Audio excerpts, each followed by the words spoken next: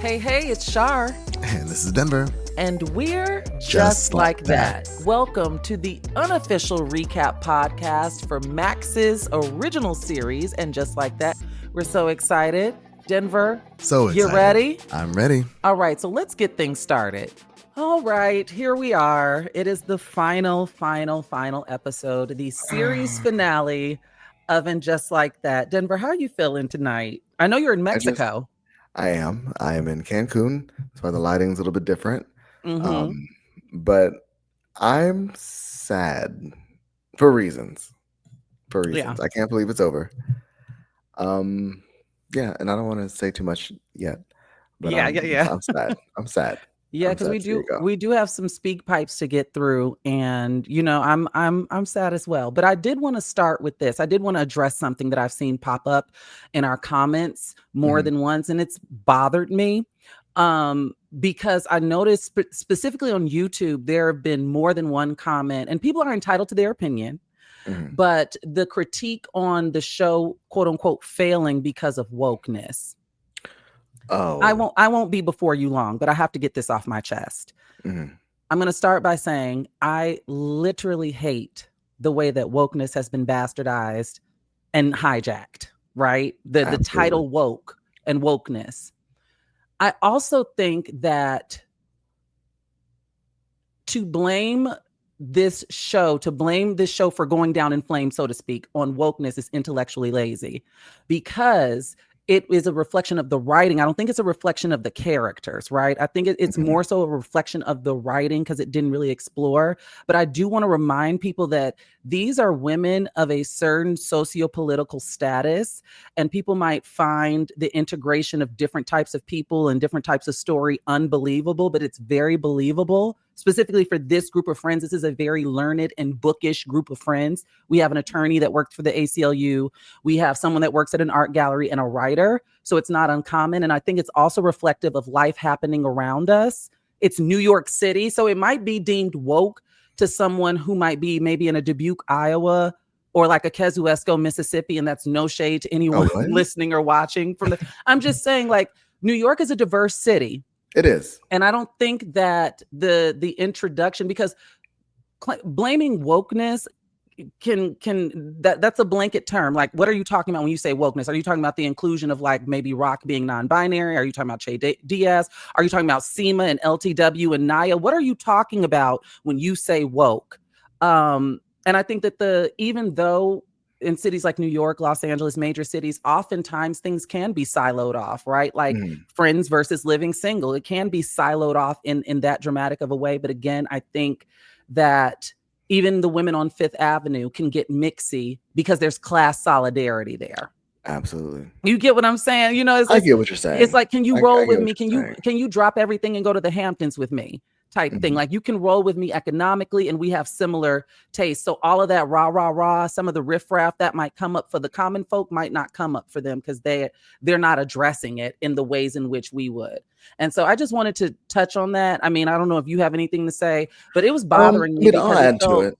I'm like, do you know what show you watching? You're watching Denver and Shar. Like, I mean, fair. They're watching Denver and Shar.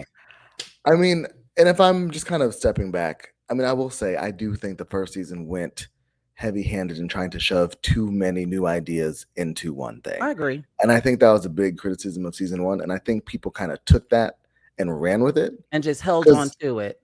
Because when you say that now, I don't understand what, to your point, like, what is woke about it? Because it's certainly not the storylines. Yeah. It's certainly not, we're not doing anything outside of what the ladies have been doing for decades now. Like, but that's why I say it's Go ahead. Sorry. Really, no, you're fine. The quote unquote wokeness doesn't really affect anything other than just the presence of different people, oftentimes in the background.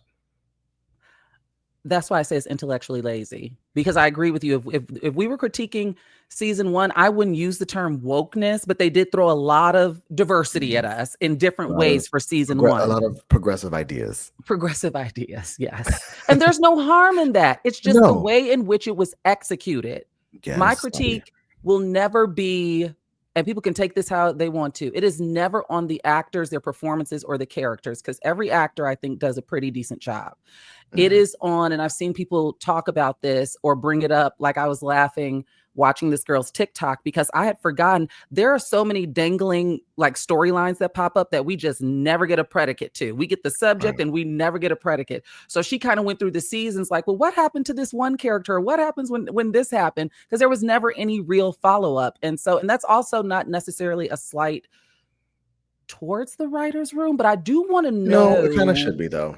It kind of should be though. I But I just want mean, to know what the dry erase board looked like when they were planning out the seasons. What did the dry erase board look like? Because it just seemed like everybody wrote their episode and didn't talk to each other. I mean, I think there was like a bigger vision initially for the show, and then I think the reception made them kind of like tame it a little bit, and then they weren't sure if they were going to get a second season, so then they kind of were like kind of writing as it went. And didn't really have the confidence or necessarily the time to flesh a lot of stuff out. You know what I mean? Like it felt very like finish one episode, okay, we're gonna do another. Like very touch and go. I think everything was very touch and go for all 3 seasons. And I mean, granted, we don't know the ins and outs of what might have been happening behind the scenes, but I felt compelled to address that because it irritated me seeing that in our comments, because that I don't look at that. I think it's just lazy to say that was the failure. And I'm using air quotes when I say this, due to what led to the cancellation of the show. If you can't watch diverse TV, if you can't watch diversity on TV rather, and different types of people, then maybe like how do you go out into the world? That's why I said you have to be like, I imagine you're siloed off. I don't know. I don't want to rant and belabor. I'm rattling this off at the top of my head. It's one of our last times to do it because I mean, this is all coming to an end. And it's New York City. Hello. Like, what do you mean? You're surrounded by queer and trans people. You're surrounded by Black and brown people. Yeah, but they don't realize it because they're not in their face. They don't have to look around and actually see these people as people. Well, but are you ready to hop into these speak pipes? Yeah, let's do it. We're 10 minutes in and we got 5 speak pipes before we tackle this damn episode, which is titled Party of One, Season 3, Episode 12. I didn't even introduce the damn episode title and number because that's how pissed I was at those comments. Okay, so our first speak pipe comes from Jared Hill. Hi, Jared. Okay. A friend and a fellow Aries of yours and a friend. Let's hear what Jared has to say. Denver and Shar, I had to immediately come listen to you guys talk about episode 11 after watching it and learning last week that we're getting the end of this series. I'm feeling all kinds of different ways. I have to say, like, I don't believe that we already knew that this was going to be the end, which is, I think they maybe found out in the middle, like, I don't think we want to do any more of this, which is why they did the 12 episodes instead of 10. Because I definitely thought episode 10 was the end of this season and was surprised to hear we were getting more episodes, but then learning that it was the end of the series. I think y'all's predictions are pretty good. My only prediction for this finale was that, and I mean, by the time this airs, we will have seen it, but I am guessing that Carrie's voiceover about meeting someone new or going to a party and it being the party of someone of a new man or whatever, it kind of suggested to me that like Carrie might meet someone new, and I don't think she's gonna like fall in love with him or something like that. But I do like, kind of to Shar's point at the end of the episode, that it kind of leaves the possibility of like something new. I'm really disappointed and sad that this show is ending. And I mean, and just like that, but also we're just like that. And as much as people are suggesting I'll do a new show, I think y'all do We're Just Like This, and it's following y'all. Love the show. Hope y'all are great. And here we go. Thank you, Jared. Oh, that was sweet. I mean, very sweet as usual, per the usual. And I mean, I agree. You know, episode 11 left things open, but as he mentioned, by the time this airs, it's currently Thursday night. Yeah, it already aired. So our next one comes from, we have 2 and 2. So we have 2 from Brianna and 2 from Kelly. Okay. So let's go in alphabetical order. So this is Brianna's first message. Hi, Denver. Hi, Shar. My name is Brianna, and I've been meaning to call y'all this entire season, and every week it just slips my mind. But I feel like with us winding down and coming to the end, that I had to give you guys a call. First of all, y'all have done such a great job with this since day one, and I already tweeted Denver and let him know that I know exactly what y'all should do for another podcast, and I know exactly what y'all should call it. And I'm not going to say it publicly because I would rather tell y'all privately so that y'all can lock that in. But I do hope that we find a way to continue convening together every week. But I just want to say that no, I don't think it was originally planned when they started to end here at the third season. If you look at the intro and the edit for this episode, it literally says season finale. It does not say series finale. To me, that says a lot. And yeah, I'm really gonna miss these girls. I've been watching them pretty much my entire life, even when I should not have been since day one. But I did not hate watch and just like that. I watched it as a true fan, and I'm really sad to see them go. I don't think these storylines are finished, and I think there's so much that could be done. But let's talk about y'all next podcast. DM me. Bye. Brianna, thank you for that sweet message. Yes, and she did DM me, and I She did get did. the idea. Yes, I'm not going to say it on air. I was about to say you hadn't told me a damn thing. No, there's been a lot going on, but Yeah. I'll tell you. We'll convene. And I we mean, have a lot of ideas. I'm trying to remember all of what she said. That's the trouble with these speak pipes. I'm like, okay, I'm gonna respond to that, and then I forget because it goes on and on and on. Well, she said she'd been meeting too, so thank you for finally. Thank you for finally, leaving us a message because we do love hearing from you all. But I can't remember what she addressed, but I remember I agree. Oh, that's what it was. It just came to me. I noticed that it said on the season finale of And Just Like That. It did not, like last week, it was not queued up to say on the series finale. They might have updated it now. I mean, and they made sure to say it in the graphics today when they were like, our series finale is now live. And I was like, oh. Yeah, so the theories are theorizing. This is Brianna part 2.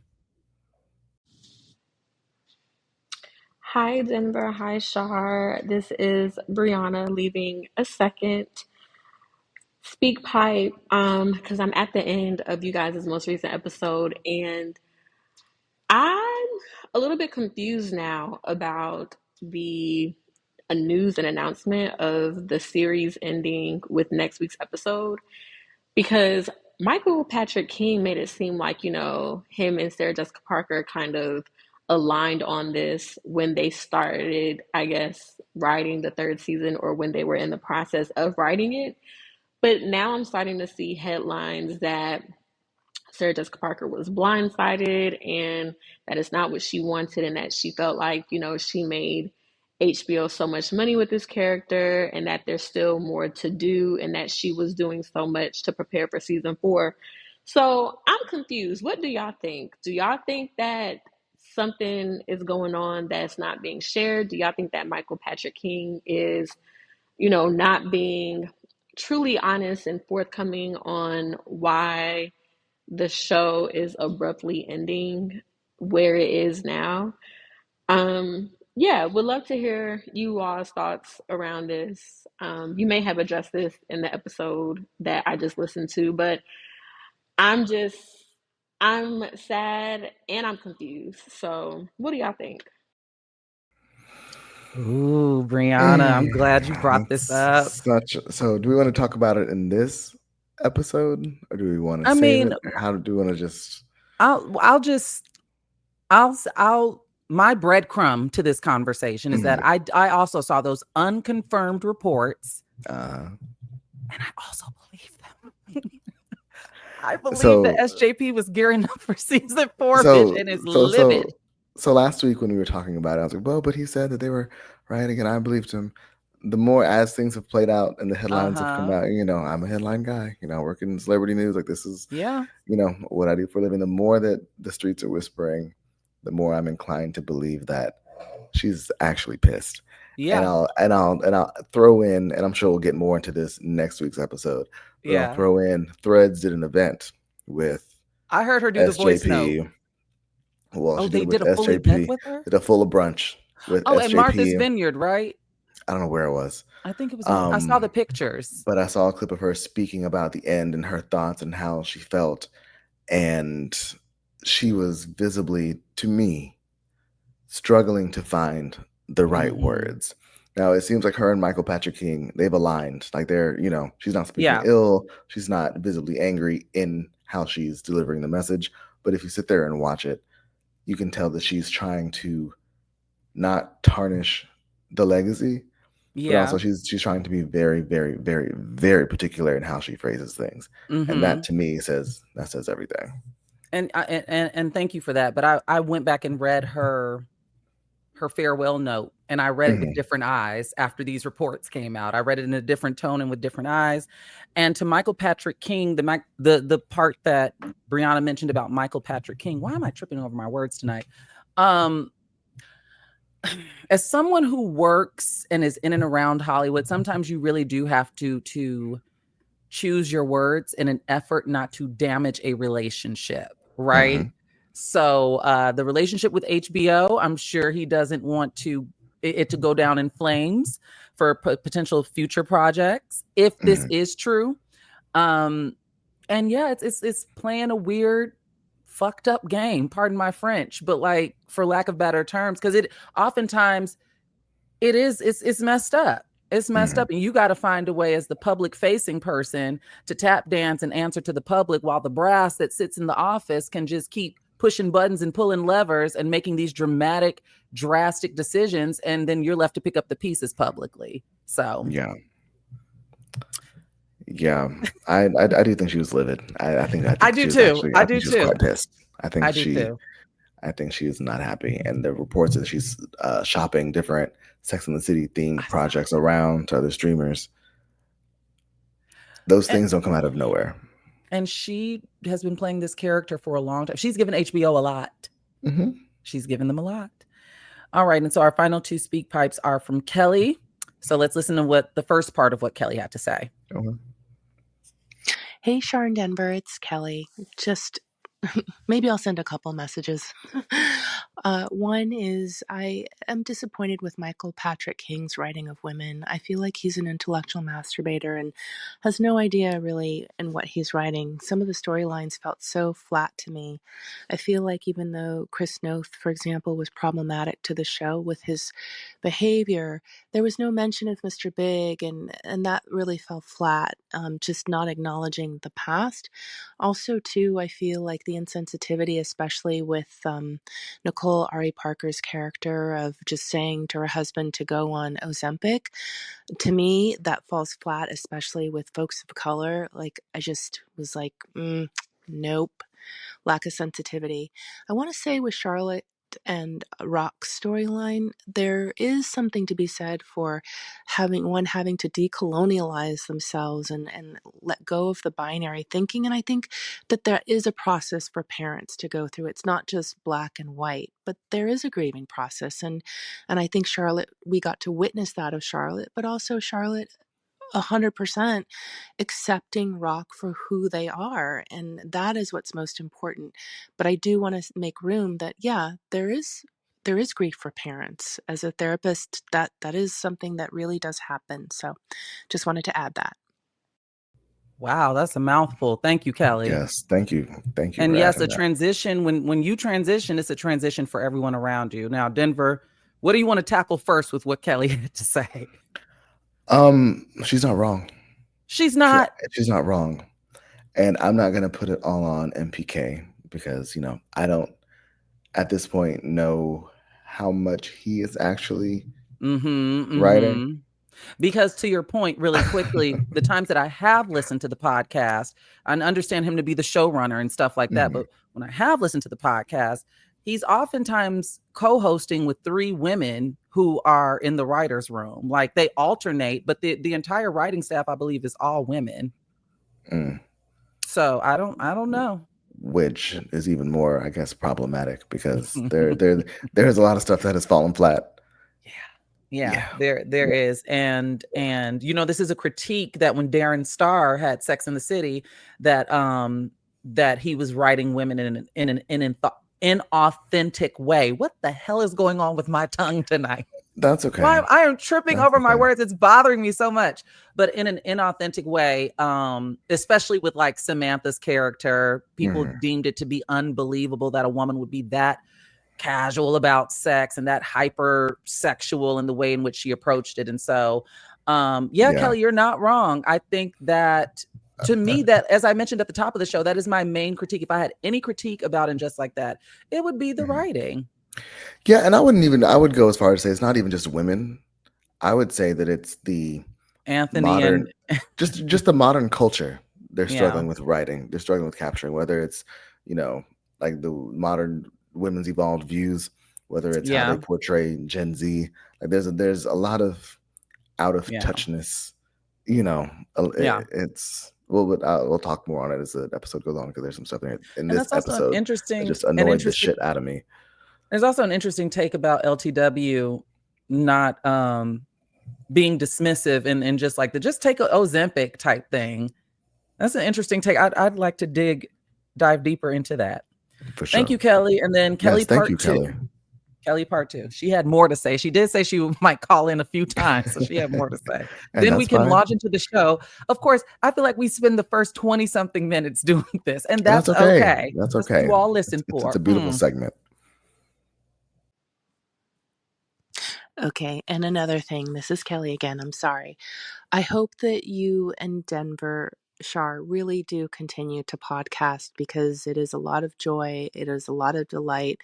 I know you're getting a lot of requests from listeners and viewers to please continue on, because your chemistry is great and you spread joy. So I just wanted to say that. And I also wanted to say, I think that it wasn't a decision for them to end the show early. I think the writing just really went downhill in terms of the lack of character developments. I feel as though so many things fell flat. We never mentioned Naya again. We never mentioned anyone from the podcast.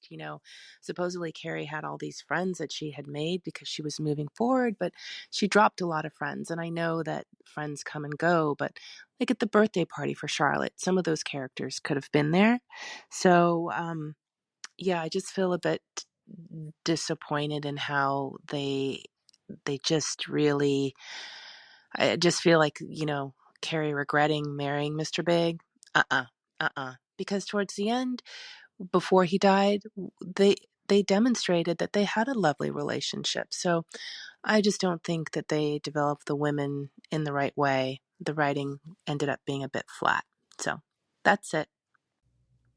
Well, I mean, according to Carrie, Big never existed. She was with Aiden for 22 years. Yeah, I saw TikTok about that. And to Kelly's point, for all of the alleged sins that Chris Noth committed or participated in, that character has nothing to do with it. There's ways that we can reference that character. And I do wonder why there was no mention of him. And it was weird. We never even got a reason as to why at Charlotte's birthday party, when Carrie was kind of acting like what Kelly just referenced, like the regret of marrying John James Preston.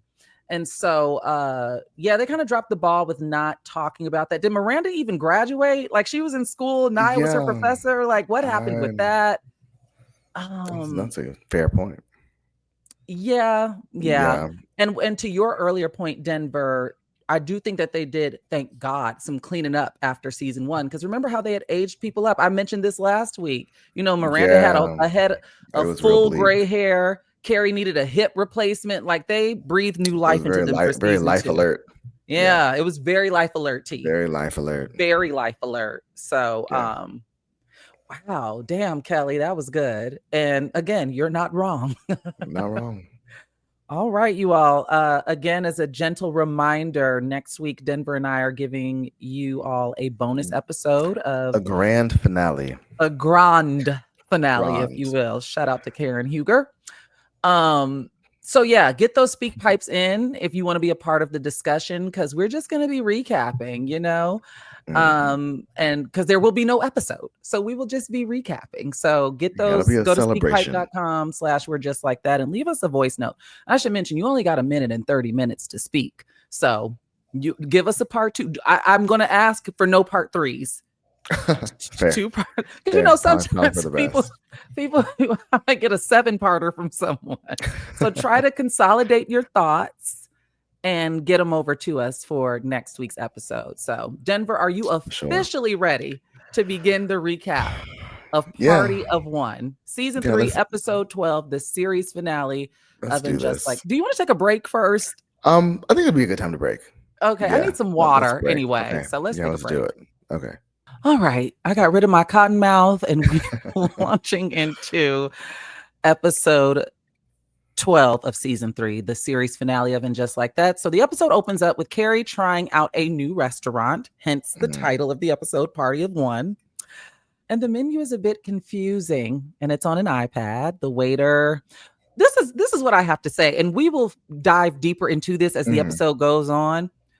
This waiter and the way in which that they write Gen Z, I know that they feel attacked, but it's so accurate. Like I've seen TikToks about the lack of interpersonal skills. Like we've seen reports. I have seen actual news reports around like in job training, like Gen Z having to be trained how to not be rude. How to not be rude and how to also like shout out to Kia over on Getting Grown. One of her petty peeves one week was about like she went to like go get coffee and the girl was just so dismissive and like, you know how we'd be like, "Hi, Denver. How can I help you today?" Hey, or give me just 1 second. I'll be right with you. Give me 1 minute. I'll be right with you. Like, and it's just like, I just stare at you.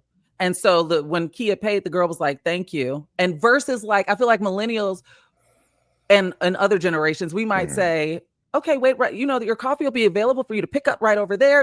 It's just like, okay. Wait, and was like, that you I was staring talking at with? each other. Who said that? Was it with you? I was talking and they were saying that Gen Z, when somebody calls them, they answer the phone and don't say anything and wait for the other person to speak. I think we were talking about okay. And because this spilled over into a whole social media argument. And I'm like, are you all fucking nuts? If you call someone, if I answer the phone, I have to say hello, then it's your turn to speak. Why are we debating this? You just gonna sit on the phone breathing?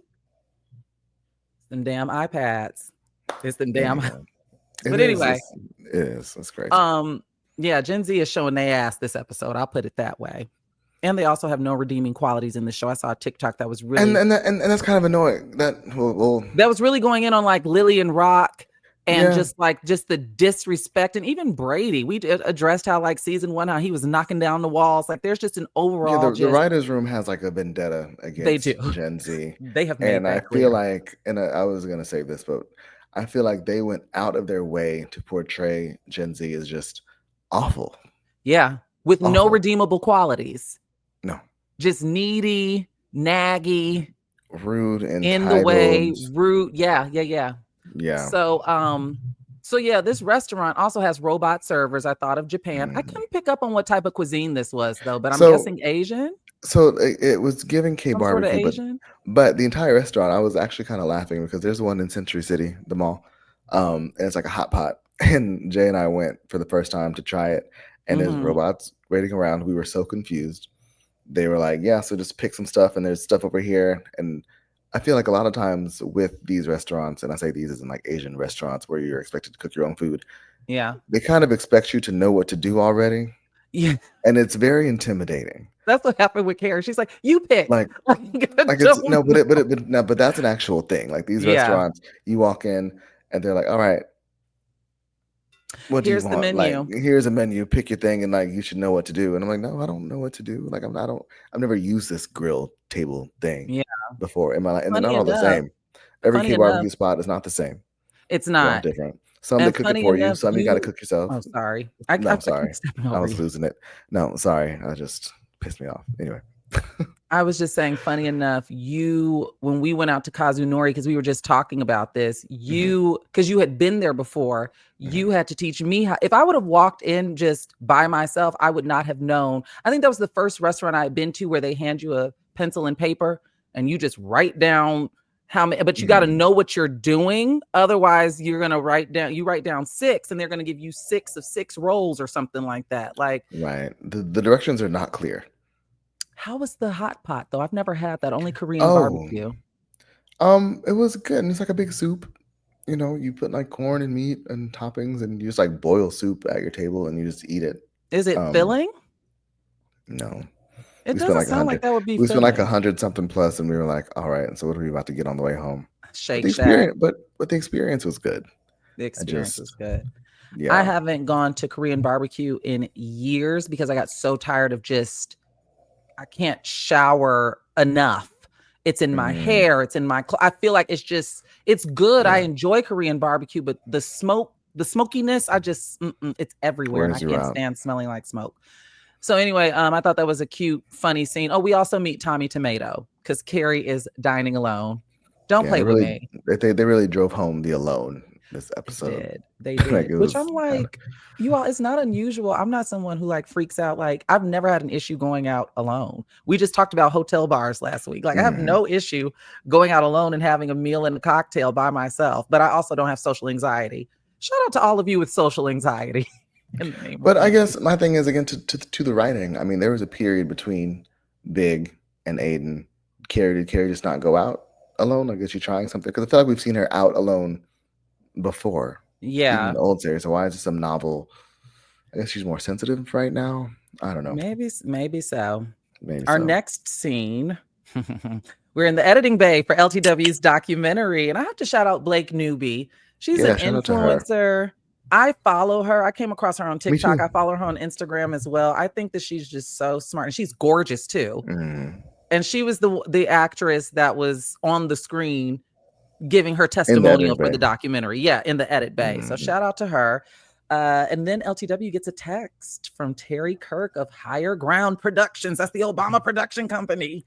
And Terry's letting LTW know that Michelle Obama is too well known to be featured in her series, but Terry is going to pass over the rough cut to Michelle. And if she likes it, the former first lady will consider narrating it.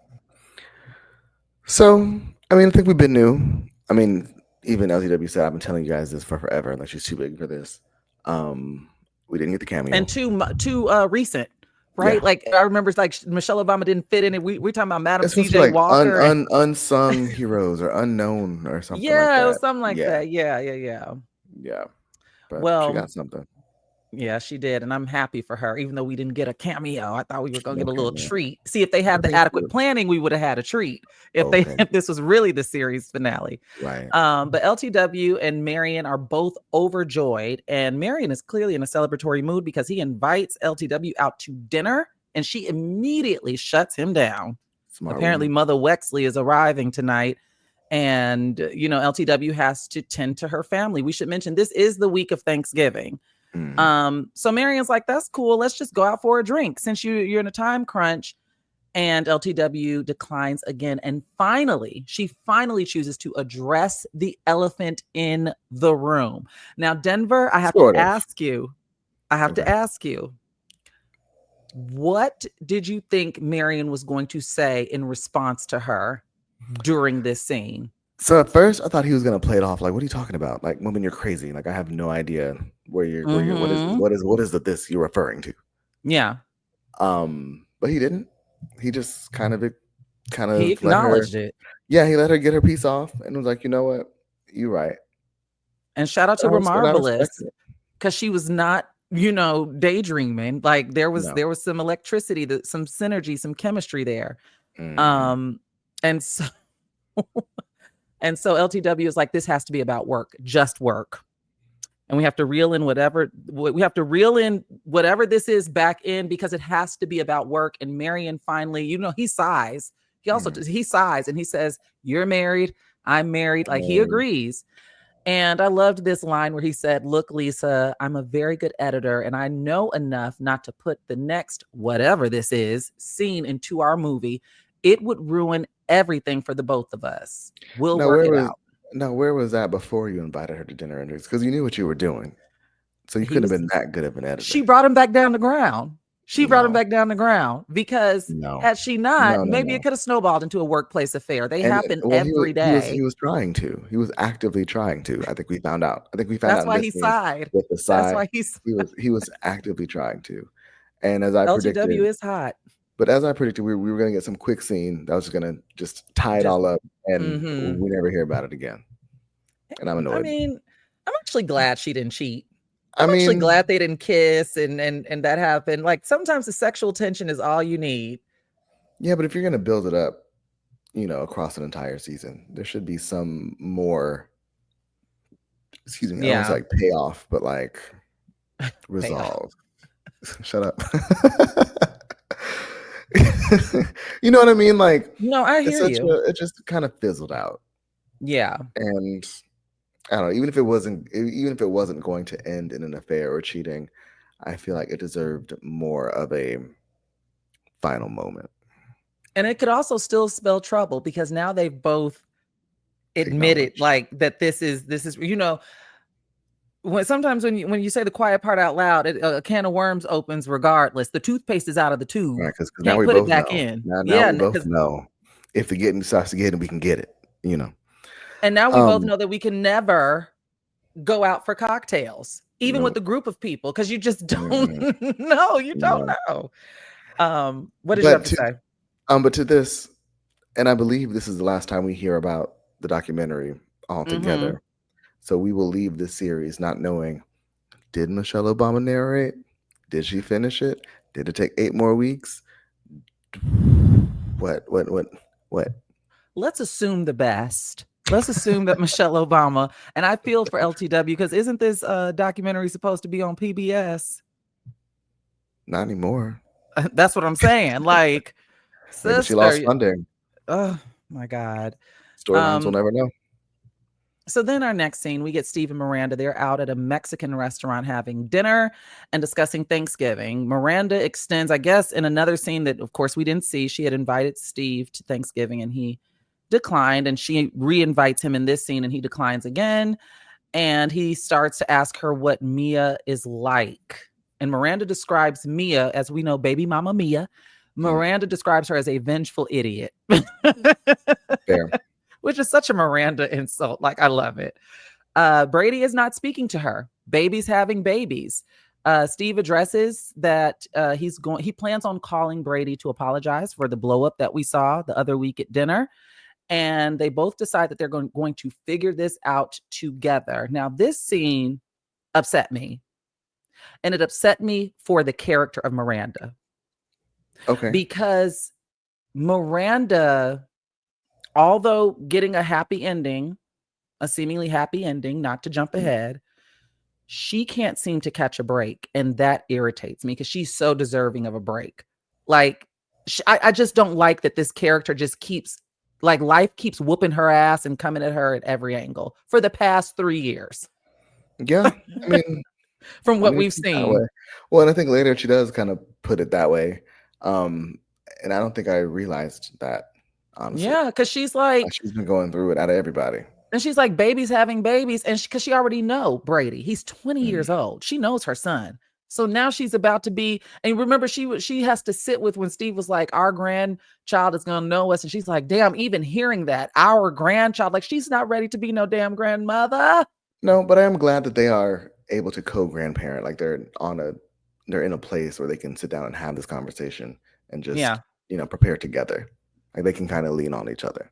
Because a couple seasons ago, that wouldn't have been the case.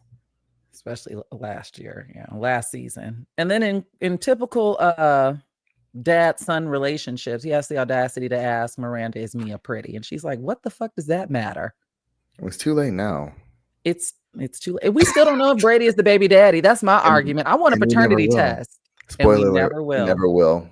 Spoiler alert. We never will. So in our next scene, we are in the bathroom with Sema and Adam. Sema's getting ready. Yes, and his butt. He's in the nude and he's just such a jungle boy. And Sema's getting ready for work. Adam walks in the full nude and he begins to pee. They're real comfortable around each other. That's now. What I have in my notes. I was like, oh, they've just, okay. Cool. They real comfortable around each other. And It'd be like so, but that. she tells him that business is picking up for her, which I was like, yes, that's my girl. Business is picking up at the Patel Group. And she's going into the office today because she's taking tomorrow off to attend a bridal fashion show. And that's when Adam mentions how that sounds like a complete and utter waste of time. Mm. Now, I have in my notes to you an earnest question. Mm. Are you surprised that Adam is anti-marriage? Because I'm not. This did No. not shock me. No, I wasn't surprised. I was actually kind of relieved that Mm. this conversation is happening, especially kind Mhm. of so early, because I would hate Mhm. for my girl to have gone down this road and romanticize this whole thing only to find out when she's actually ready to do it. Yeah. I If feel she's like, ever ready to do it. and we'll see But her, go through that. But like, I was actually really happy, for better, for yeah, worse. But like I it's an said, important question. when I watched this, I said I would have been more surprised if Adam would have been a staunch traditionalist. Like Mhm. because he's just like I said, a little jungle boy, everything's free and hippy dippy flower child. And if they would have Right. flipped the script and he would have been like I want I you to leave believe tomorrow. I'm in the proposing. sanctity of marriage, I would have been like, that threw me for a loop. But him blowing off the idea of marriage, I was Right. like, A why man is can't Seema commit to freaking out? deodorant, let alone a woman. Like, come on now. Let's be And real. so he calls weddings and marriage a ridiculous idea. And we see Seema leave that bathroom. She clearly, it's written all over her face. She does not know how to feel. Mm. In our next scene, we get Charlotte, LTW, Carrie, and Seema. They're walking to the fashion show. And I have to say that I have been waiting on this scene ever since the season trailer dropped. When they Mm. were like this season on and just like that, because it's such a beautiful scene. Like, Well, I have to say, in my notes, when I saw them all walking in the row, it dawned on mhm. me we needed more of everybody together throughout this whole season. Yeah, because We everybody just really has didn't their get it.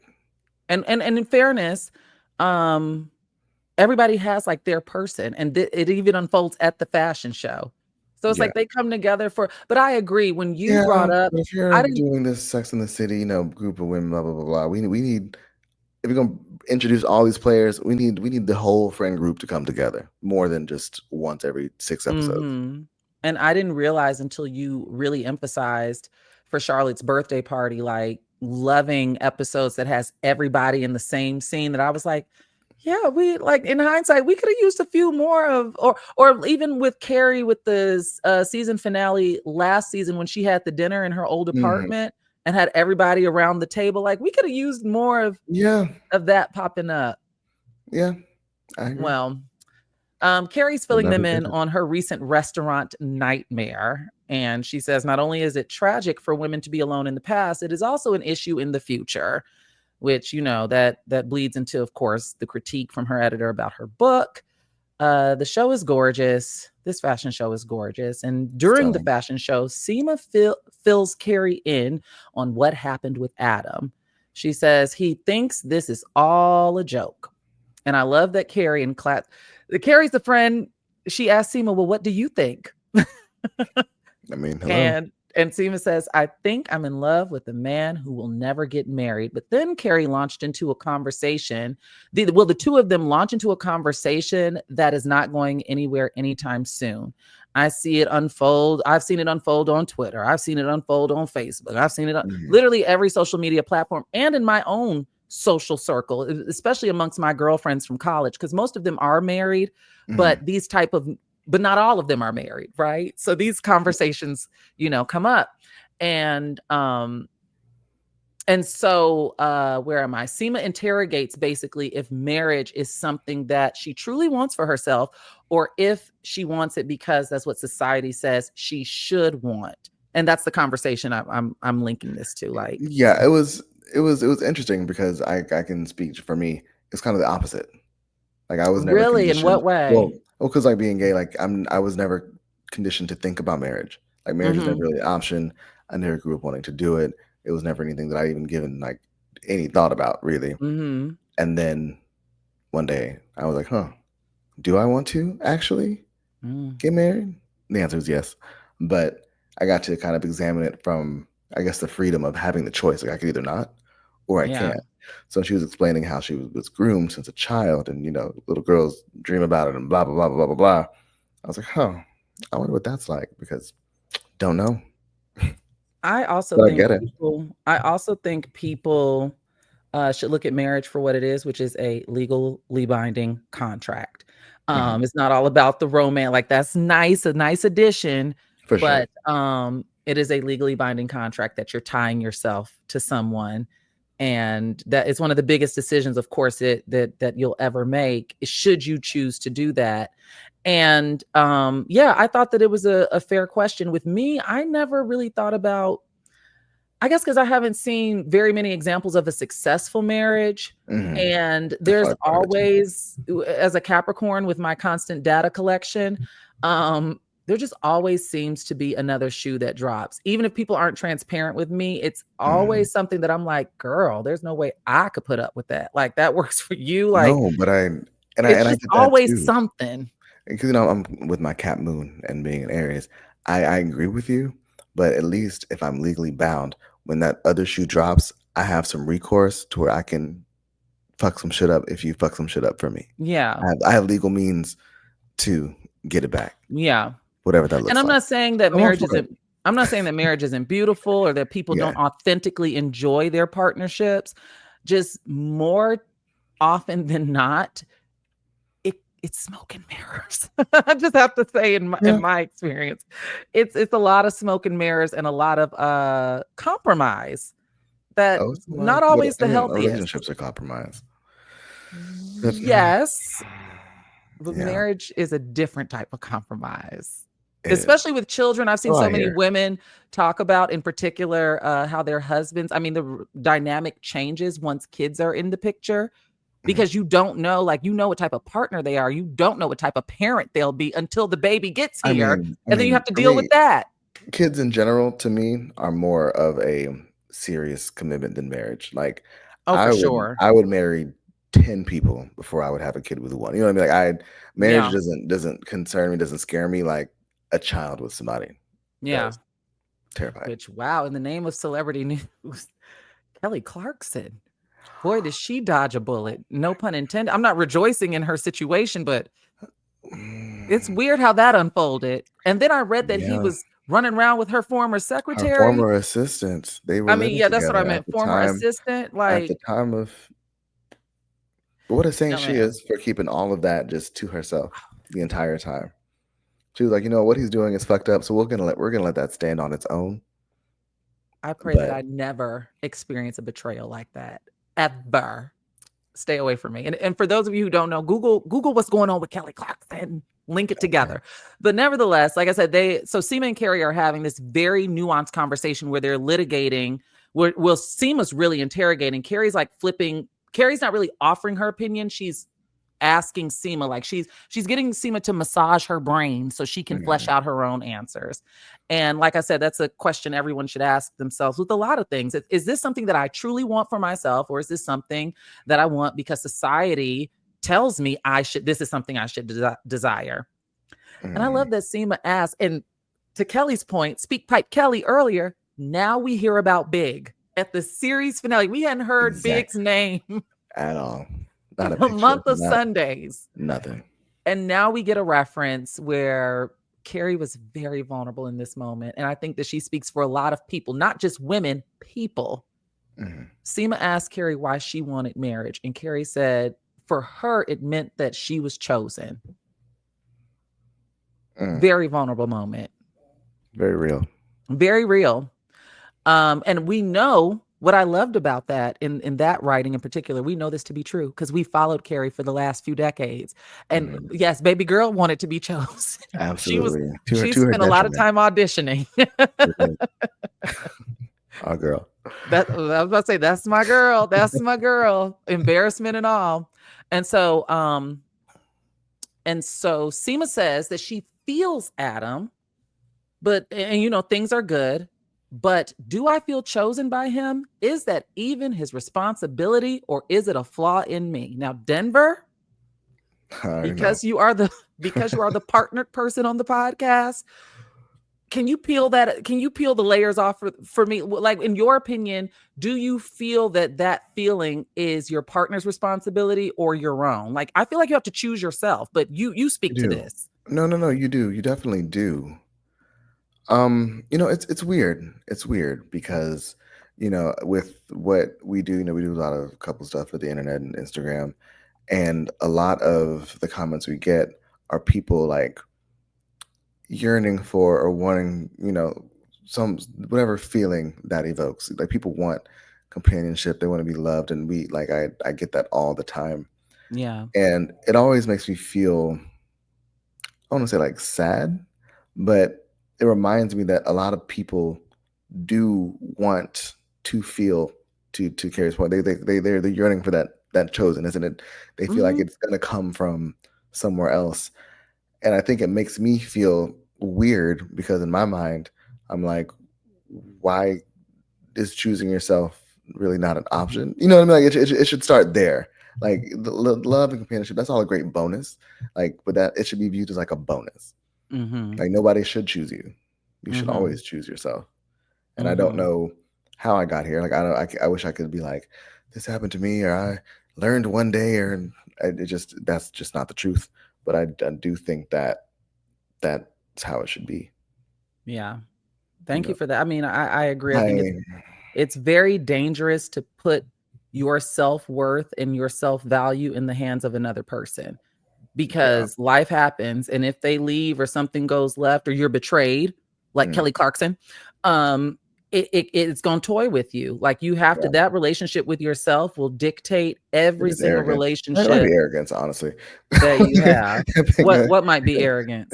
just the innate ability to just choose myself always. I think it just stems from just, you know, I think that's it. It stems from your life. It's a culmination of life experiences. It's so maybe. different for everyone. It's so different for everyone. Like, for you, it appears that it comes with ease, and for others, it might be a bit of a struggle. Like, we're all dealing with different things and have different backgrounds and different parents and different Yeah, experiences, where you're bullied, where you're not bullied. But, like, it's so layered. yeah, But ultimately, I do believe that the relationship that you have with yourself will dictate every single relationship that you, even friendship. I'm not talking mm, about just romantic relationship. It will for dictate sure, everything around you. And so for sure. that's why it is important and incumbent on each and every last one of us. You gotta put you first, Lucius. You See, gotta and that's put why you we first. needed more of Seema's backstory. We needed more of her childhood. We needed more. We need more moments where she could kind of let us into how she was raised and how she grew up, because I think that would kind of Yeah. answer that question for her. I also want her to Yeah. go talk to the lady. Like, it's nice to have Right. these conversations with your friends, but Seema, you got the resources. Go get you a And how therapist is she going and to flesh explain that Adam out. to her parents, the same parents she lied to about having a doctor? Like, how is that conversation going to happen? Like, I would love to. I would love to see that too. We'll never know. We'll I never know. never know. So then we swing over to my earlier point about how everybody's got their person. Like, Mm. oftentimes that's how friend groups work. We all love each other and get along, but you have your person, We and that sequester can off. alternate. That can alternate. But we Oh, it swing over does. to Charlotte and LTW, and they're reflecting on their own marriages. And LTW says marriage is about confusion, not knowing how to help, and holding your tongue. And Charlotte says, in cancer, don't forget about the cancer. Charlotte mentions how Harry is devastated over the current status of their love life. And LTW asks her how she feels about it. And Charlotte says, it's not really about me right now. No, that's right. Okay. And LTW says, is it ever really about us? And this is the shit I'm talking about with Herbert. This is what I'm talking about. Leave This Big is what I've Herb been talking alone. about. I'm staying on Herbert's neck. I see. This I is what I'm can't. talking about. Is it ever Even after about this us? episode, really? We still, Well, after this we'll see by episode? the end. We'll see by the Okay. end if I have a change of heart. But LTW says, is it ever about us? It's about their feelings, their disappointments, what to say, what not to say. LTW shares her frustration with Herbert moping around the house. And she asked Charlotte, if you knew what you know now, would you still get married? Charlotte says, oh, absolutely. And LTW says, me too. And to me, that just highlights the It's so real. complexities It's of like it it's is so real. right. Relationships are very, very complex. And, you Like, know, unless you're in it, and I know this sounds super cliche, but when people tell you, like, unless you're in it, you have no idea what you would and wouldn't do, and what you mm-hmm, will and won't put up with, and what mm-hmm. makes or break. Like, unless you are in it, you truly have no idea. Yeah. And relationships, just like friendships, sometimes have dry seasons, dry spells, hiccups, but it's a commitment from all parties involved to hang in there, Yeah, but I think it's normal. Yeah, especially in friendships, I think it's normal. But something I was going to ask you is, I have never been to a fashion show before. Really? Is it common for people to talk this much during the show? Because in my mind, everybody's sitting there just like dead ass silent. Well, people talk, but when you sit in front row like that, no, that's not common. Like they're front row, heart to heart, like. Right. I should mention that. Like people talk, but they are having. But it was a beautiful backdrop. But this was a quiet fashion show. Yeah, quiet. Everybody hears all your business. Models, they know about your cancer. Hey, don't forget about the cancer, child. So our next scene, we get Charlotte and Carrie. They're doing a walk and talk, and Carrie mentions that she might be alone for the rest of her life. And Charlotte immediately objects, of course. But Carrie entertains, probably for the first time, or at least it alludes to it in this scene. She entertains who she would be alone. She mentions that, yes, she has lived alone, but never without the thought that she wouldn't be alone for long. Even after the shock and devastation of Big's death, she was still open. Like she said, even in that, she's like, maybe Aiden, maybe it's Duncan. And that's when we get what we projected onto her. With sister kind of like, damn, Duncan is really not coming back. Like that's a thought that crossed her mind, right? And then Carrie says, I have to quit thinking maybe a man and start accepting maybe just me. And it's not a tragedy, it's a fact, and I have to start accepting it, full stop. Now, do I think Carrie's being a bit dramatic here and not believable? Yes, because our girl is a lover girl and a Libra. But I also think that it's a thought worth entertaining. I know people always get upset when I say this, but my understanding, especially post-pandemic, is I had to get comfortable with the fact that none of us are guaranteed romantic love in this life. People hate when I say that, but it is true. No, it makes perfect sense. I mean, I've heard you say it before. I think it's healthy to get comfortable with, like, it's uncomfortable, but I think it's healthy to entertain that. Romantic love is a blessing. It is not a guarantee. It is not a promise. And I'm glad that a lot of people are having conversations, even when you do experience these chapters with the great love of your life, it might not be permanent. It might not be lifelong. You know what I'm saying? Like, and so I'm glad that a lot of these conversations are being elevated and a lot of people are exploring this topic instead of clinging on to a farce of like, because it's still a status symbol. It still can be like a nana boo boo. I was chosen, you weren't. But I think that that's healthy to sit with. And something I will say is this is the first, I think, scene and conversation that felt remotely close to a finale episode. For me. This whole introspective situation, I was like, okay, so now we're getting to some type of finale. Not just series, but like season finale. I was like, okay, this part was written as to button up some internal thing. That's how I felt. But this also could have operated as a damn season finale. Well, like I said, I text Denver full stop. I text Denver and I was like, I feel like they might have went into editing bay and been scrambling, like clicking and picking and slicing and dicing. Yeah, with like the finale song and stuff, like moving stuff around and clipping, because they film more scenes than they include. Like they have B storylines, and just in case this happens, or we want to flip this. This could have been a pickup to tie some shit together, honestly. There was another sequence in this episode I think was a pickup, but I'll mention it when we get to it. Well, Charlotte chimes in immediately and affirms Carrie's fabulousness. And Carrie's like, oh, girl, that was never in question. And that reminds me of like when people have these conversations, if they're marginalized or might be plus sized or whatever, and people are like, you're still so beautiful. I never said I was ugly now. Like that's what it reminded me of. But I get Charlotte's coming from a good place. These are well-to-do, well-meaning white women. I'm using air quotes to link back to my woke rant at the top of the episode. So then we get a next scene, which is Herbert in a sweatsuit in the bed. At least he's showering, right? Okay. Looks good. At least Like he's down bad, but at least LTW is coming home to a man that's showered and he looked fresh, lounging around in the sweatsuit. Because sometimes people They people wallow. they wallow in salt. And clearly LTW had been reflecting on her marriage and her vows, because she walks in that room and like reaffirms her vows, like recommits her vows. Okay, Karen Huger, like, what are we doing? I'll get over this. We'll get over this. I know that's right, girl. Reaffirm your partnership. I'm not mad. Okay, now it's Thanksgiving Day, Denver. It's the morning of Thanksgiving, and Adam and Carrie are in the garden having a cup of coffee. Adam's still working on finalizing this garden. And Carrie's like, yeah, but you got to work on Thanksgiving. And he's like, oh, no, it's just Thursday, nothing special.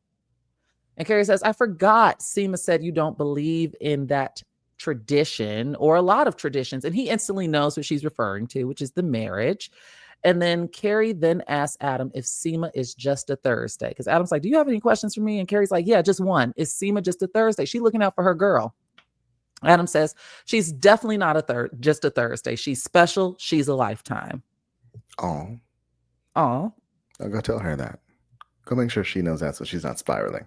Yes. Yeah. I also was laughing because Carrie now wants to make the garden wild and free, just like her. Like, this man is finishing up. Like, what are we doing? And wild and free. All I know is wild and free sounds like the Rat Highway all over again. Like, it seems like she would want manicured and structured. What does that even look like in terms of a garden? It's garden, not weeds. It reminds me of my Naomi Campbell reference of rock and roll. I have a friend that's a celebrity hairdresser. And years ago, about a decade ago, she said that she was doing Naomi Campbell's hair, freaking out because it's like, I'm working with Naomi Campbell. And Naomi kept saying, make it rock and roll. And so my friend was like, but it was like Naomi meant straight. And so my friend kept like, grabbing her hair. Naomi's like, make it rock and roll. Yeah. You'd have to be there. No, I get it. Did your friend survive? She did. She okay. survived. Injury-free? Injury-free. She had a good time. And so then we get our next scene, the Golden Blacks. Like I mentioned, it's Thanksgiving, and Charlotte is basting a turkey when Harry announces that he got an erection for the first time in months. Remember, he hadn't had an erection since the surgery. And then they go give thanks. Fair enough. Oh my God, I just realized. Oh no, that's with that.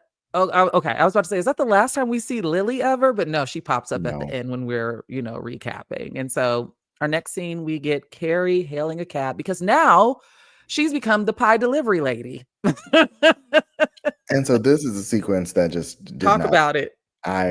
This felt like the most, we can't get everybody together, so we're going to just do this weird taxi delivery. It just felt misplaced. I didn't like it. It pissed me off. It felt like a time filler. It felt like a pickup almost. Like they went back and was like, yeah, basically. Get Patricia Field on the phone, girl. We need the costumes. Like originally, maybe she delivered these in some other way, and they were like, well, since it's finale, we gotta do all these separate scenes. Like it was weird, and it felt like a time filler. But if they had taken it out of the episode, we might have got a 20-minute series finale. Well, like I said, I will say the pie containers that Carrie was holding were some of my favorite things I've seen. Those big clear. Yeah, until she was making the deliveries. Did you notice that all of them were uncovered when she was delivering them? None of them were covered. When she was like, "Here's your strawberry rhubarb." But didn't she pull them out of the container thing? Carrie was knocking on them people's door and had an uncovered pie. Meters running. But wasn't she carrying? But she was holding them in that little stack. You're right. She carried it like that to the car. But I'm just saying, when she knocked on the door and delivered it to them, there was no sign of a container or a case, and it was a naked pie. Well, she probably wasn't going to give him her good container. I know that's right. I mean, she don't cook. Maybe that's the grouchy lady. What's her name? Shanice. What's that spicy white lady's name? Who mad at everybody? The bakery lady. It was some ethnic. But anyway. What I loved about this is when Carrie rolls up on Seema, she is a different Seema. She's very relaxed. Even Carrie's like, okay, jeans. Okay. We're not overdoing it with the animal print and jewelry today. Well, I shouldn't say overdoing it because that's Seema's style, but she's noticeably toned down, which sometimes happens when you partner up with somebody, sometimes, tweaks can happen depending on how deep you are into it. I remember one time I got clocked so bad because, my aesthetic is always the same, but one of my friends clocked something I was doing. I was like, damn, I thought I was being subtle.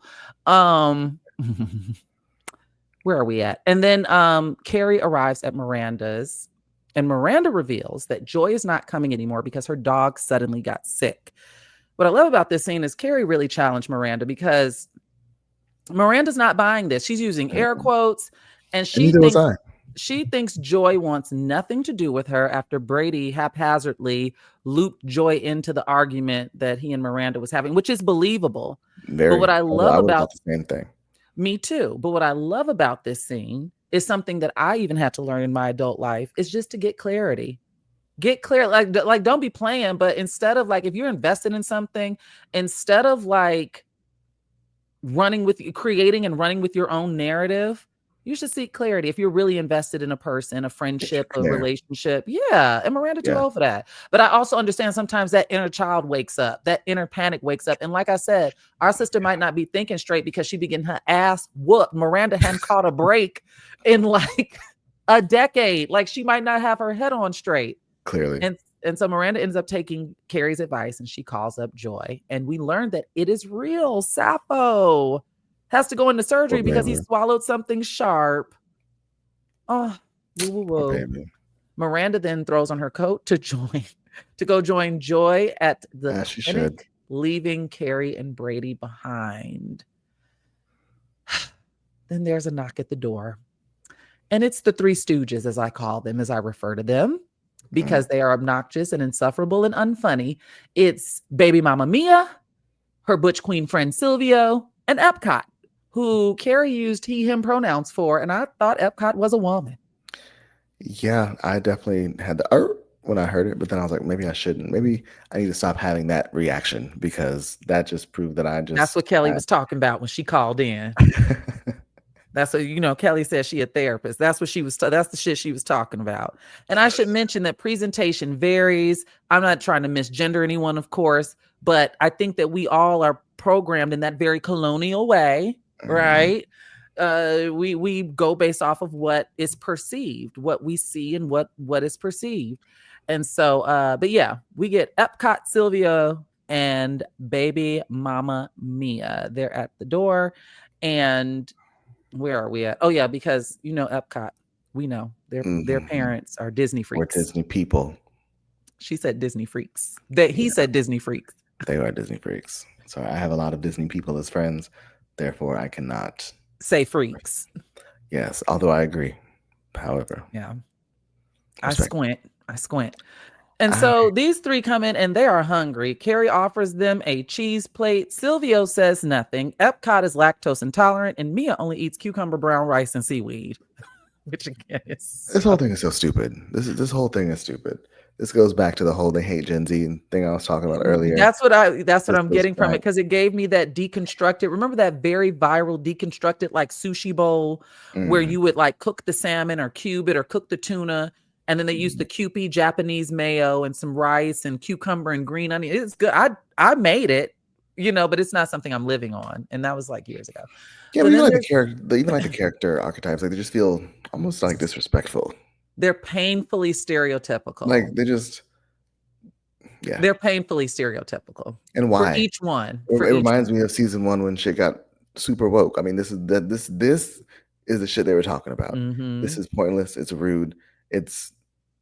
We don't need it. And we should mention, to your point, that's why the writing has to be responsible, nuanced, varied. That's why you need to call in some consultants when you're writing about a community that you might not be a part of, because whether people want to admit it or not, our media shapes the ways in which we view and interact with people in the real world. It teaches us how to, if you're not around someone like Silvio, who's a little Latin boy running around here, I almost made a Tu Wong Fu reference, but run around here click-clacking and voguing. This might, how Carrie and Miranda and company respond to him, might subconsciously, it's all pro. That's why they call it programming, not to get all tinfoil hat, but we learn a lot through our entertainment. Right, and to assume that people like this have these preferences, or they have these comments, or they say these things, or they are this rude, or it's just it. Yeah, they're also, that's my one critique. They're also fucking rude. No home training. But anyway, so then there's another knock at the door, and this time it's Mark Kasabian, aka Mr. Andrews. Yuck. We learned that Charlotte invited him over, but forgot to update him that she won't be there, which I found kind of dumb. Like, okay, Harry got hard. Y'all having sex. Y'all could have still gone to Miranda's. Well, Harry wanted his Thanksgiving at home, remember? I remember he gave her that speech in the bed. But I noticed off rip that Mr. Andrews is unusually flirty. Like, he's more flirty. Like, I don't think I've ready. Yeah, he was unusually flirty. And Carrie off rip is clearly not interested. Brady then grabs his coat and he runs to go grab some seaweed. This is on Thanksgiving Day. He run around Chinatown looking for seaweed, and he tells Carrie to keep an eye on the turkey and don't let it burn. Laughed at this scene because, babe, you know your Aunt Carrie. This is the same woman that kept sweaters in her oven. You know your Aunt Carrie. You know she's not domestic in this manner, honey. You know that. But also, like, more specific instructions would have saved everything. True. He could have. And also, as a chef, you should know to drop the temp if you're going to be gone. And like, true. Or he could have, within that commute, because I'm assuming he doesn't have a car because it's New York City. He's taking public transit or an Uber or something. He could have texted her detailed instructions, but it's TV. TV. So, yeah, I was laughing at Carrie's face. Then our next scene, we get Miranda entering the animal hospital. Now I have in my notes, I thought that this was going to be the same place Che used to work. Didn't Che used to work at some type of clinic or animal hospital? It was an adoption place. Like it's adoption. Care, I think, yeah. Okay, yeah. But I was like, Lord have mercy. But she arrives to comfort Joy. And this kind of made my heart little woo. What? Could you imagine if we got a Che Diaz finale cameo? If that was like the finale cameo. They should have. And we should have got LTW's dad at Thanksgiving. We should have seen him at the table. They should have just blown the lid off. The dead one or the dead one? The one that died this season. They should have just blown the lid off. Sorry. But this scene kind of made me woo because sure enough, it was something about Joy being in that damn waiting room all alone on Thanksgiving. But does Thanksgiving even hold any significance to her? Because don't they do stuff different? Like Thanksgiving has no significance in the UK. In the UK, I want to say the BBC. Oh, that was the news. Sorry. Remember countryside? Yes. Or whatever she said when Miranda was reporting. Another random. That was so random. Miranda's viral moment being memed. That was so random. But anyway, so yeah, we learned, but I was so relieved that they didn't drag this out, right? We learned that Sappho ate a Lego piece at the park and Joy is distraught. And just in the midst of her distress, the surgeon comes out and says surgery is over and Sappho's okay.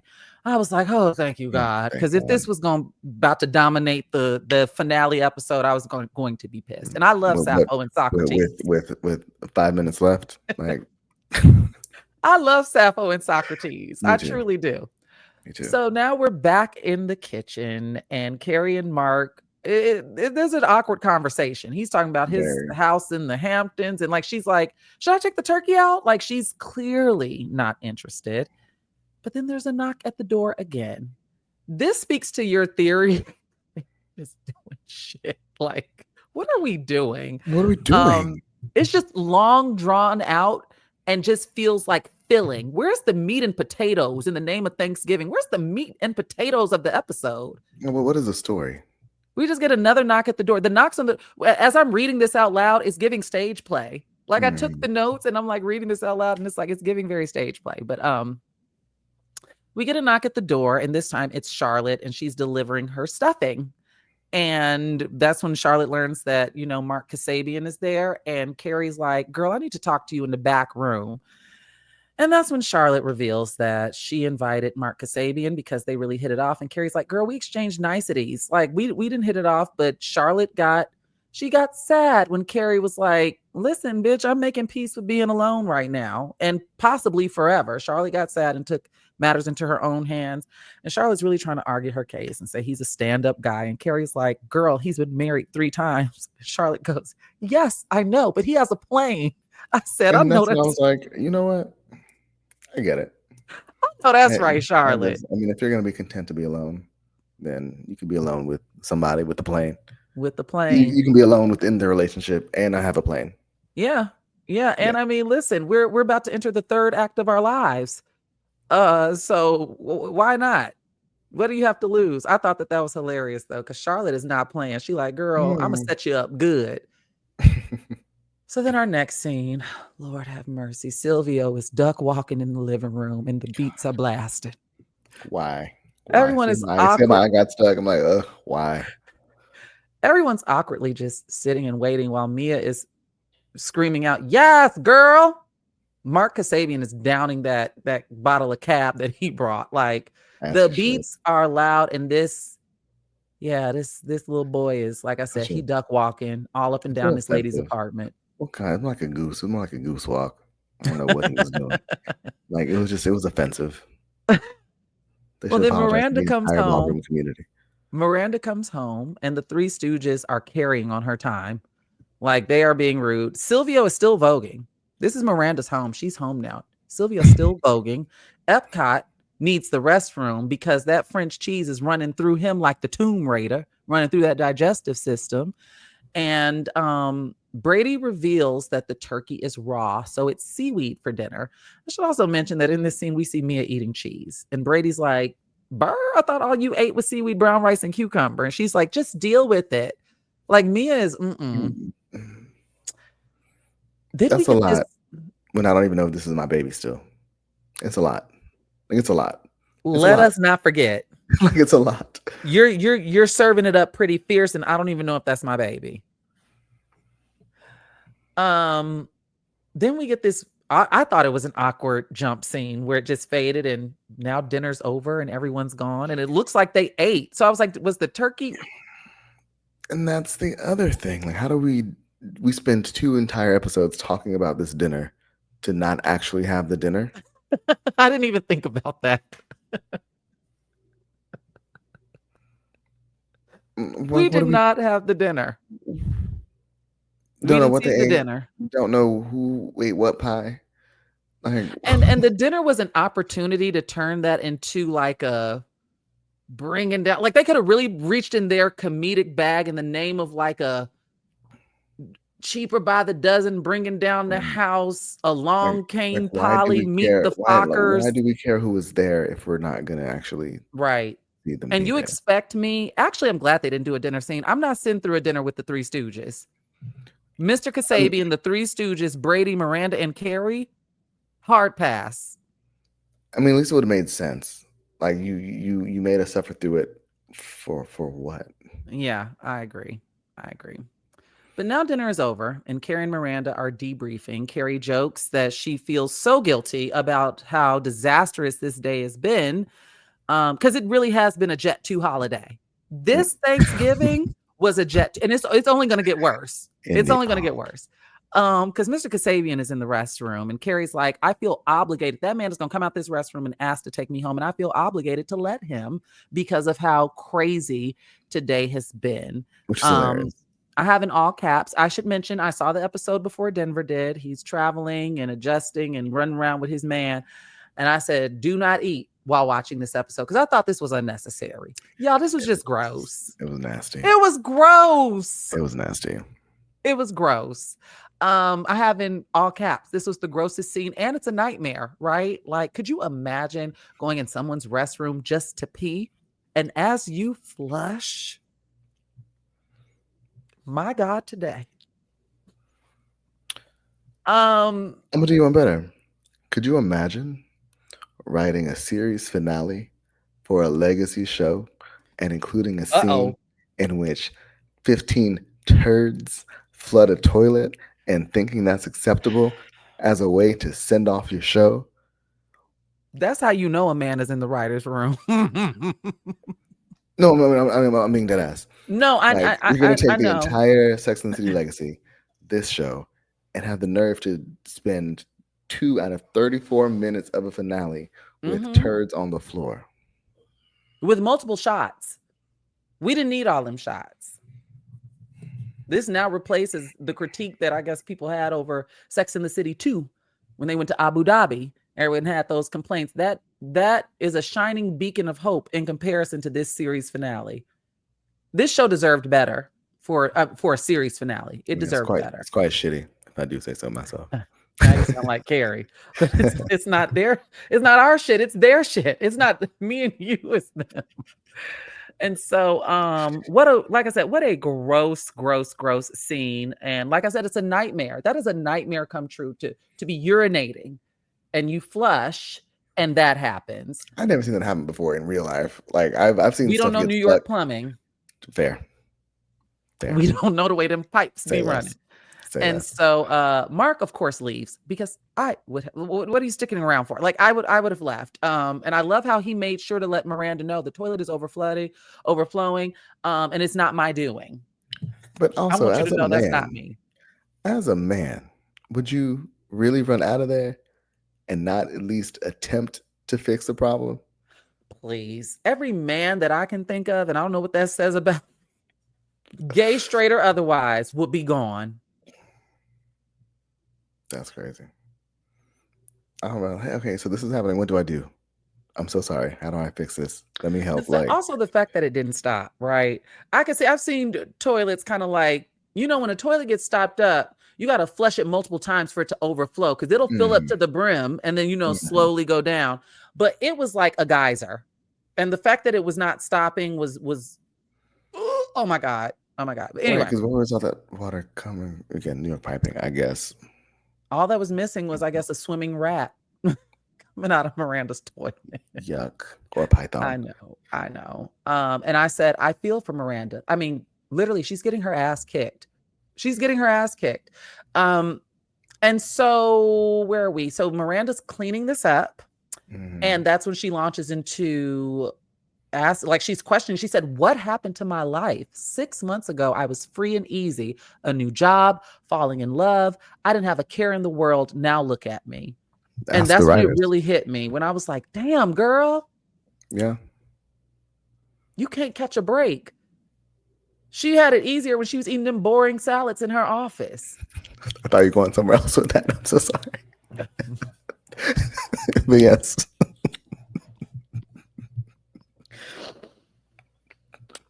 Denver Sean. I'm so sorry.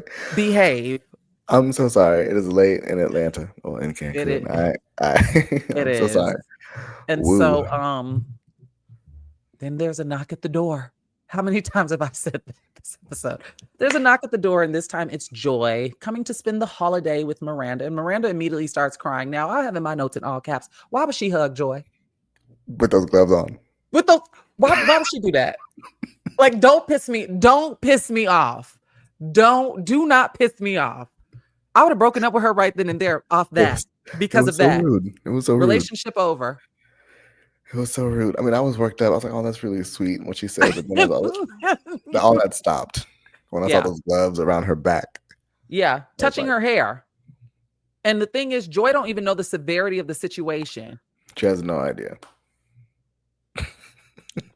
Let's round this out. Let's finish this damn episode up. Because talking about it out loud is actually is doing something to me. So then we get Carrie returning home to the Gramercy house. And I noticed that she went to take off her shoes at the door and stopped and chose not to. Because she doesn't have to anymore. I said, is that symbolic? Of course. Carrie cranks up that music, max volume. Ain't nothing like a solo dance party at maximum volume. Oh my gosh. You want to shake out some stress, baby. And it's the song, You're the First, the Last, My Everything. Go ahead. I will say I didn't expect that karaoke machine to get such like proper.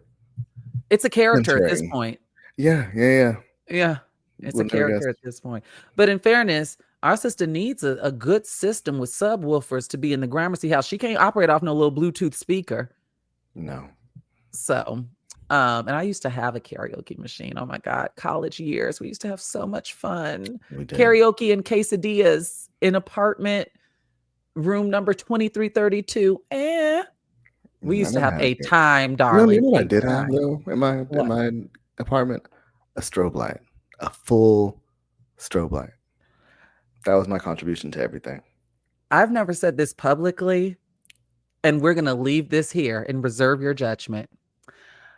I had one of those neon electronic open signs.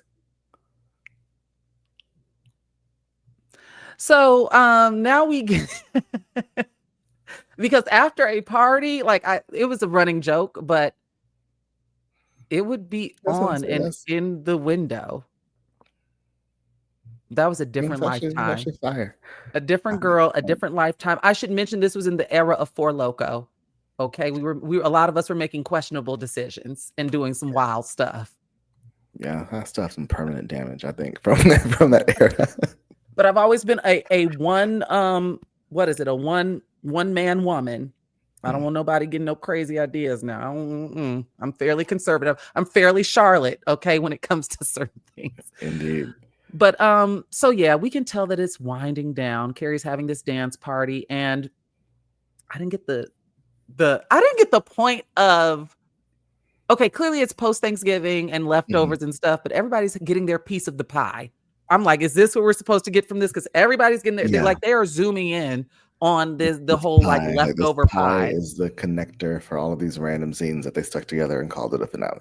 Correct. And we see our final glimpse of Anthony and Giuseppe, who I noticed hadn't been in the episode the entire time, except for when Carrie was dropping off the pies. There was nothing there. And I felt like this scene was unnecessary, personally. Because if I were Giuseppe, I probably would have broken up with Anthony. Well, my thing is that too dramatic? No. Like, you accept my proposal, and then you say that you think I'm proposing to you to trap you into being like my butler, my mommy. Like, that's insulting. I mean, yeah, but I mean, it was a conversation, and I don't think that they had the conversation. I gave it any type of justice. No, like, and then real, especially factoring in all of the stuff with his mom. Like, we really could have got into whatever, but we didn't. Yeah. And I felt that it was a betrayal to the character. I don't imagine Anthony getting a pie smashed in his face and laughing about it from anyone. Right. I was like, I just felt like that was just such a weird way to send those characters off. But we can assume that they got married. I saw a TikTok and someone asked, where did all of Anthony's money go? How did you go from living the lap of luxury? You had Liza Minnelli and the Gay Men's Chorus of New York and geese and a moat and like this extravagant wedding. And now I think Anthony was like a celebrity stylist before doing the Hot Fellas Bakery. Huh? Maybe it was Stanford's money. Maybe. Oh, maybe so. I don't know. Well, that's the final time that we saw them, and I said, woo, woo, woo. Woo, woo, woo. Then we see the Goldenblatts, Charlotte and Fam, and they kind of, I guess, put a button on what we brought up last episode where Rock asked to see a photo from the play. And Charlotte's like, oh, I deleted it, and gave her reasoning. And Lily's like, I've got a few. And Rock's final line is, I'm going to be a lot of people in my life. Like, Rock wasn't tripping because they view it as a character they were playing, which is the truth. And that's a nice way of saying that everybody is in constant transition. We all are going to be a lot of different people in our lifetime. Absolutely. I know I'm certainly on a different path. And what's that quote from RuPaul? We're all born naked and the rest is drag. Yeah. Yeah. And then we see the Wexleys, the final scene with them. Herbert tells LTW to go relax because she's been cooking all day. He says, I've got this mess. And I'm like, Finally. Herbert came through with the buzzer beater. a nice way to send him off. I wanted more of a redeemable quality with him, but I'll take what I can get because he worked my everlasting nerve this season. I just can't stop talking about it. Like he made me so angry. Triggered.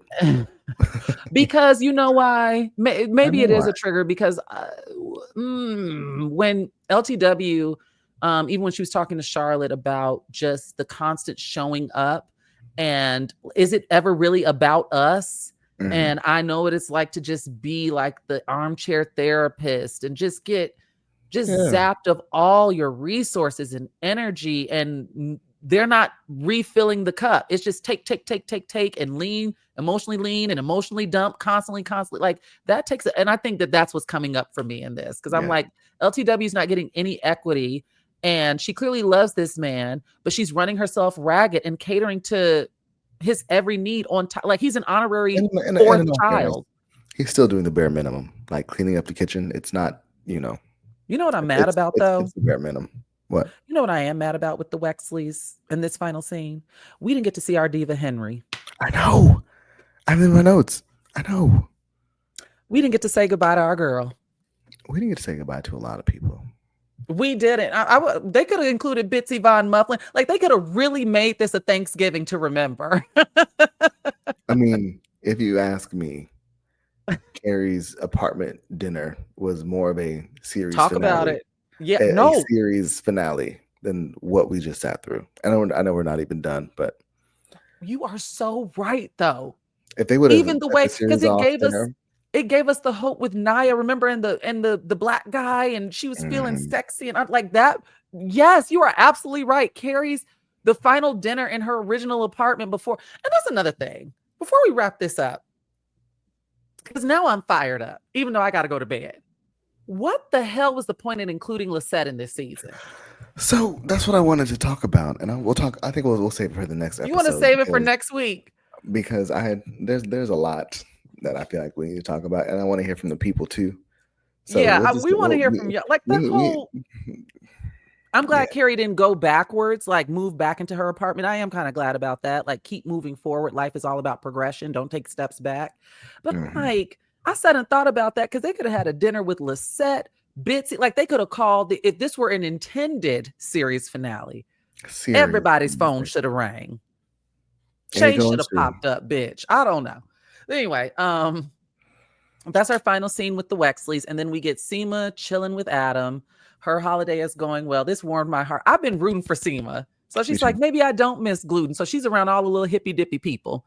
And, in her relaxed state. And I love this for her. Business is booming and she has a man that loves her. Love that for her. And then we see Miranda and Joy having their piece of pie, sitting at the table, having a little piece of pie. We didn't get a chance to say bye to Steve. I guess we did at the Mexican restaurant. And then Carrie wraps up the epilogue for her book. We get her in the MacBook. Oh. And she says, and I also feel like before I read this, the epilogue could have been a bit stronger. I think so too. It was a bit. I felt when I think about earlier clauses, like the woman didn't know what she had gotten herself into was stronger than this.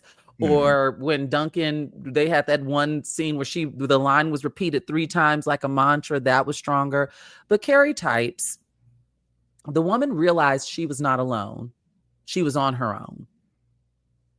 Duh. And then we get that final shot of Carrie. And I was like, this is a nod to those opening credits because Carrie is in a crinoline like tutu type dress, which I hadn't noticed until this final shot. Really? Yeah, I hadn't locked in until I was like, oh, whoa, whoa, whoa. She's in a crinoline type tutu. She's sauntering down the hallway. She's still dancing to, I think it's a Barry White song. And she cuts out of frame. And I was like, that's the perfect exit for our girl. It felt, in respect to her editor with the book, it felt lighthearted and optimistic. Yeah. Like the seasons, Thanksgiving is over. So we're about to have another season change in a few weeks. And like our girl is leaving on a high note. And then the song that they chose to exit with was the original OG Sex and the City opening credits song. And I was like, wow. The least they could do. Sorry.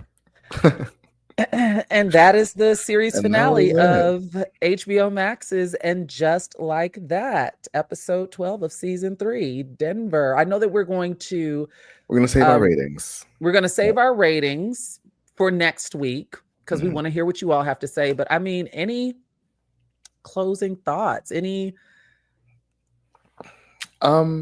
Because next week we'll be talking about the whole series. So anything that you want to get out about this episode? I'll just end this with, I feel like the last scene with Carrie dancing around her house, it was weak. It was, we get like the point at that point, I think had been beaten over our heads. Like she's home alone. She takes her security off. She keeps her shoes on because she's alone. She can do whatever she wants. And she dances around the house. She takes a spoon and takes the middle of the pie because she doesn't have to share it with anybody. Like it was the most like Virginia magnets are gone. The most point, like I can do what I want. A stronger closing scene would have been that one episode when Duncan left and Carrie was in the backyard at the table writing. Remember? It was like episode 10, I want to say. Yes. That would have been a strong. I don't. It was so. I don't want to say hokey, but like we could have gotten a bit more. I don't know, poignant. This was a season finale. Let's just call it what it is. This was a season finale. Because when I look at LTW and Marion, if there was a season 4, it would be nice to just cut it at his legs right here. Like LTW would have gotten a fresh storyline. We wouldn't have seen Marion or talked about this damn documentary. It would have been a fresh storyline as they cut it at the knees.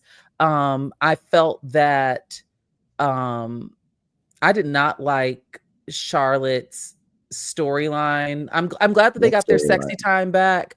But Harry had a storyline. What was Charlotte's? I mean, outside of dealing with Harriet, but like, I mean, okay. But yeah, I mean, I get what you're saying. I'm trying to be fair, but yeah, and like we said, we'll talk more about this. But for a series finale, I'm not giving my rating. I just know it was a season finale, but it did have its high points for me. I'll say the good things that I enjoyed, because I know that I've been very heavy on the writers.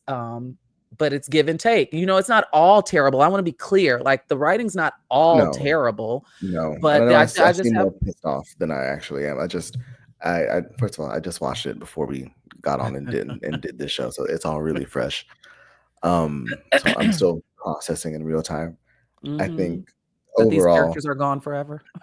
Yeah, they're gone forever, and I feel like we just deserved more. Yeah, and I'm glad that Seema ended on a high note. I'm glad that Miranda seemingly ended on a high note because we don't know what's happening with that. And I just did not. If this show does come back or they decide to give us a movie, because we don't know how the direction media is going, I can't imagine picking up from these storylines. Like, no. It's either keep it going or leave it. Like, it's going to have to die here. Like, I don't want to see break, because then it'll be season 1 in real time, if you know what I mean. So, yeah, I don't want to belabor the point or belabor the episode. I did love, that's what I was saying. And also, before I lose this, Miranda even wanting to eat pie after cleaning up literal shit to me is crazy.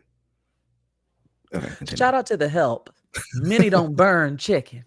Eat my shit. Yeah, I wouldn't have been able to eat no pie.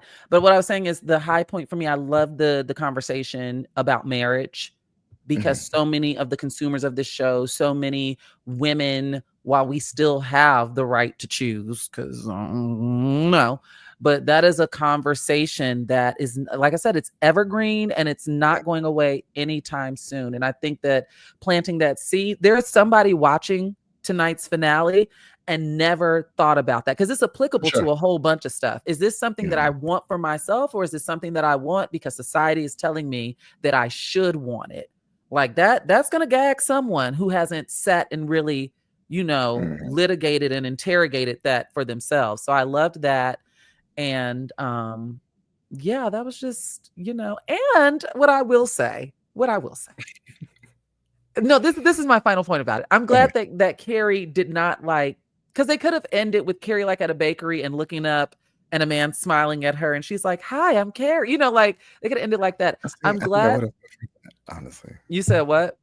I think I would have preferred something like that. I think I got to sit with that, because what I was going to say is what I liked is that Carrie's story about being comfortable with being alone right now is the story for a lot. And there's some people who need to take a break from dating, right? They need to lock into themselves. And I think that is something that we don't really see reflected a lot in media. And it's the truth for a lot of women across age, across race, across generation. It is the truth for a lot of women are finding peace by themselves. They say being attracted to men is a humiliation ritual. Okay. And so there are people that are burnt out. The dating pool has pee in it. The apps are crazy.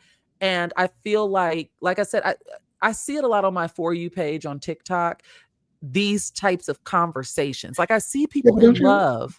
Don't you feel like we got that conversation? Sorry, I don't want to keep this going, but don't you feel like we got that conversation post Aiden, pre Duncan? Like, didn't we have a whole episode of like, I'm gonna be by myself and it's okay. And then we got like Duncan kind of in there.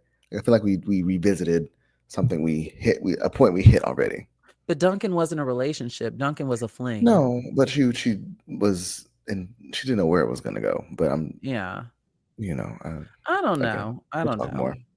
It makes me think of the way Insecure ended and how it pissed me off that Issa made that decision. Yeah, I don't know. I just, like I said, these are conversations that I have had. These are conversations I've participated in, especially when I interrupt the ecosystem by reminding people none of us are guaranteed romantic love. And I just think it'll be interesting to see what conversations come from this. I know that a lot of people hate it. Like the TikToks, my For You page, even my Instagram. When I wake up in the morning, it's going to be, I'm not going to look tonight, but. No, me either. I have to go to bed. But anyway. We want to thank you all for joining us. Again, Denver and I are giving you a special bonus episode next week. So we will those give you the proper ending. We will give you the proper ending. We will give you the proper ending. Get those speak pipes in.